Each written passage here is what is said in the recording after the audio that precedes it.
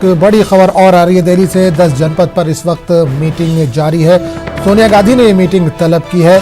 के वेणुगोपाल समेत दीगर लीडर मीटिंग में मौजूद हैं। मध्य प्रदेश की सियासी हलचल पर तबादला ख्याल किया जा रहा है। तो आपको बता दें कि बड़ी खबर आ रही है। एक तरफ मध्य प्रदेश में सियासी हंगामा जारी है, तो वहीं दिल्ली में 10 जनपद पर मीटिंग जारी है। सोनिया गांधी ने ये मीटिंग तलब की है। के वेणुगोपाल समेत दीगर कई लीडर इस मीटिंग में मौजूद हैं।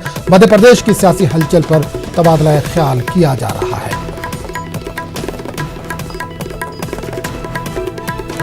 तो दिल्ली से बड़ी खबर इस वक्त आ रही है। 10 जनपद पर मीटिंग जारी है। सोनिया गांधी ने तलब की मीटिंग।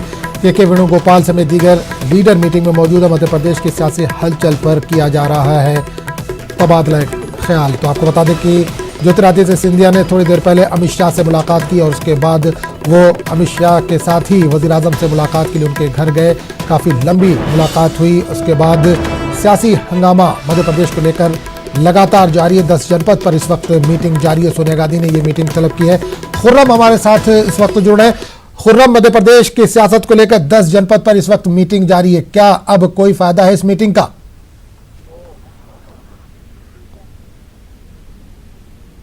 खुर्रम जी मैं कह रहा हूं 10 जनपद पर इस वक्त मीटिंग जारी है मध्य प्रदेश की सियासत को लेकर, मध्य प्रदेश की सियासी हलचल को लेकर, लेकिन क्या लग रहा है अब इस मीटिंग का कोई फायदा नजर आ रहा है? कांग्रेस ने देर नहीं कर दी बहुत?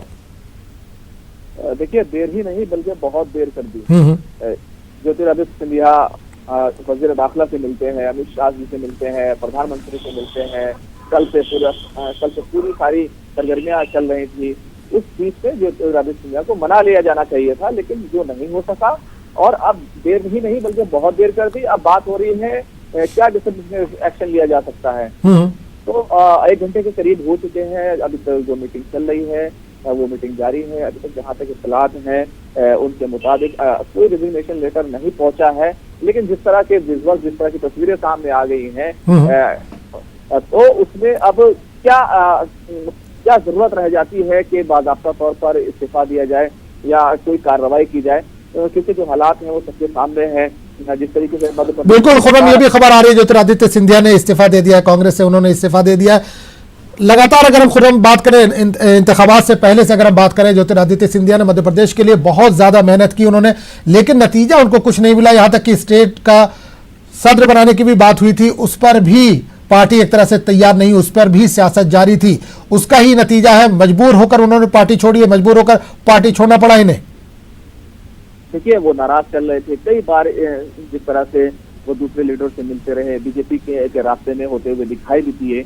कई तरह बगावती तेवर उनके सामने आए। लगातार वो नाराज चल रहे थे और कई बार उन्होंने कांग्रेस की आला क़यादत को ये बात समझाने की कोशिश की कि उनको कम से कम मध्य प्रदेश कांग्रेस का सदर बनाया जाए। अब क्योंकि राज्यसभा का इलेक्शन भी होने वाला है, तो ये तमाम चीजें थी जिससे उनको कुछ ना कुछ जो उनका कद था, जो उन्होंने मेहनत की थी, सबके वो लीडर हैं, उसको लेकर के उनको मनाया जाना चाहिए था। वो बिल्कुल नहीं हो सका। यही वजह है कि आज कांग्रेस पार्टी सदर सोनिया गांधी, वेणुगोपाल जो जनरल सेक्रेटरी हैं, उनके साथ मीटिंग कर रही है और ये सोच रहे हैं कि इस क्राइसिस में किस तरह की कार्रवाई ज्योतिरादित्य सिंधिया के खिलाफ की जा सकती है, किस तरीके से सरकार को बचाया जा सकता है। तो देर ही नहीं, बहुत देर कर दी और अब इतनी ज्यादा देर हो चुकी है कि सरकार का बचना तो तकरीबन नामुमकिन है वहां पर। और लेकिन कुछ ही देर में देखना यह है कि 1 घंटे की से ज्यादा हो चुका है मीटिंग चलते हुए, गौर कुछ करते हुए। देखना यह है कि वेणुगोपाल अभी बाहर आते हैं तो वो क्या कहते हैं। क्या कांग्रेस पार्टी कोई प्रेस कॉन्फ्रेंस करेगी या कोई प्रेस रिलीज जारी करेगी, ये तमाम चीजें हैं। लेकिन कहीं ना कहीं देखें तो कांग्रेस ने वही कमी की है जो वो पहले से करती आई है, यानी कि बहुत देर से किसी भी फैसला लेना, चीजों को समझने की कोशिश करना। हालांकि इससे पहले जिस तरह से मणिपुर और दूसरी रियासतों में जिस तरह से कांग्रेस सरकार नहीं बना सकी थी, उसके बाद कम से कम ये बात तो साफ हो गई थी, कांग्रेस देर करती है। और कुछ सबक बिल्कुल गोवा में भी हमने यही देखा था। बिल्कुल गोवा में भी हमने यही देखा था और दूसरी रियासतों में भी यही देखा। तो देर करते हैं और बहुत देर करते हैं, फैसला नहीं ले पाते हैं और यही वजह है कि कांग्रेस को उसका खमियाजा भुगतना पड़ रहा है। बिल्कुल खुर्रम, एक चीज और जानना चाहेंगे, 17 बागी एमएलए जो है इस वक्त कर्नाटक में मौजूद है, बेंगलुरु में मौजूद है। बताया जा रहा है कुछ ही देर में वो दोपहर के बाद दिल्ली पहुंच सकते हैं। क्या कांग्रेस इनके खिलाफ कोई कार्रवाई कर सकती है, क्योंकि जो मेजोरिटी चाहिए सरकार बनाने के लिए 17 को लेकर तो नहीं हो सकते? क्या कांग्रेस इनको पार्टी से बाहर भी कर सकती है? इस तरह की बातें भी क्या मीटिंग में हो रही है, हो सकती है?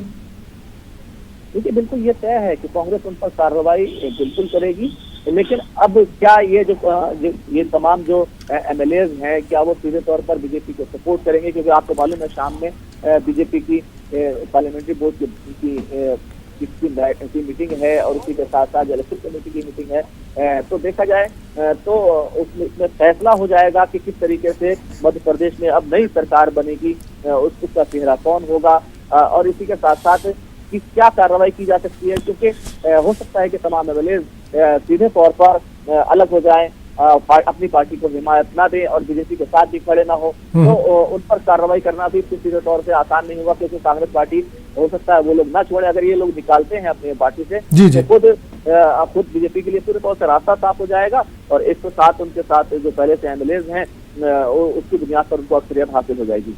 चलिए खुर्रम, बहुत बहुत जी बहुत बहुत शुक्रिया खुर्रम इस तमाम जानकारी के लिए। तो इस वक्त बड़ी खबर